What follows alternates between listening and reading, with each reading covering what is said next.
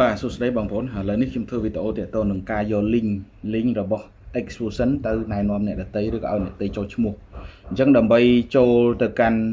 វាបងប្អូនត្រូវជំហានទី1ត្រូវ copy link ណែនាំសិន link ណែនាំរបស់អ្នកណាក៏ដោយដែលផ្ញើមកឲ្យបងប្អូនបាទ link អាប់ឡានខ្លួនឯងក៏បានអ្នកណាក៏បានដែរបន្តមកបងប្អូនត្រូវចូលនៅក្នុងកម្មវិធី Google Chrome នេះខ្ញុំ recommend ឲ្យប្រើ Google Chrome ដោយសារតែ Google Chrome នោះវាបាទងាយប្រើបងប្អូនណាងាយប្រើអញ្ចឹងយើងយក copy link គេហើយយើងផាសនៅក្នុងនឹងមកខ្ញុំអត់បាន copy link ឲ្យបងប្អូនមើលទេដោយសារតែកាលណាខ្ញុំ upload YouTube វាអាចនឹង block ដោយសារយើងមាន link នៅក្នុងហ្នឹងអញ្ចឹងបន្តមកបើសិនជាយើងចូលឈ្មោះយើងចូលកន្លែងនេះតែយើងអត់ចោះទេទិសដៅរបស់យើងត្រូវ log in ដើម្បីយក link ណែនាំរបស់ខ្លួនឯងទៅផ្ញើឲ្យដៃគូបាទអញ្ចឹងចុច log in នឹងមកបាទបន្តមកបងប្អូនត្រូវវាយ email ដែលបានចុះឈ្មោះ email បងប្អូនឈ្មោះអីគឺវាយ email ហ្នឹងបាទនេះខ្ញុំវាយ email ដែលបានខ្ញុំធ្វើវីដេអូពីម្សិលមិញដើម្បីចុះឈ្មោះនេះបាទ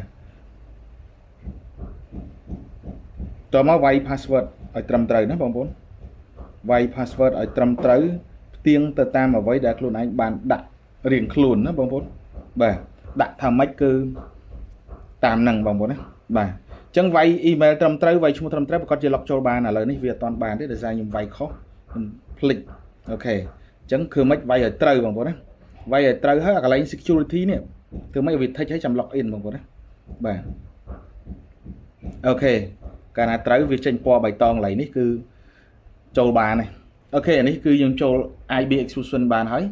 នេះ link ណែនាំរបស់យើងបាទចង់បោះឲ្យអ្នកដទៃបងប្អូនត្រូវ copy កន្លែងហ្នឹងគាត់នឹង copy ប៉ុណ្ណឹងមកបងប្អូនចង់បោះឲ្យអ្នកណាក៏បានដែរបាទអញ្ចឹងបងប្អូនយកទៅផ្ញើខ្លួនឯងទៅព្រោះខ្ញុំសំខាន់គាត់តែខ្ញុំប្រាប់ពីរបៀបយក link ណែនាំទេបាទអញ្ចឹងរបៀបយក link ណែនាំគឺមានប៉ុណ្ណឹងណាបងប្អូនបោះ link ទៅឲ្យគេទៅគេចុះឈ្មោះហើយខ្ញុំមានវីដេអូរបៀបចុះឈ្មោះឲ្យគេមើលវីដេអូហ្នឹងទៅបាទអញ្ចឹងគឺខ្ញុំបញ្ចប់វីដេអូរបៀប copy link ដើម្បីយកគេទៅចុះឈ្មោះនៅប៉ុណ្ណឹងណាបងប្អូនបាទ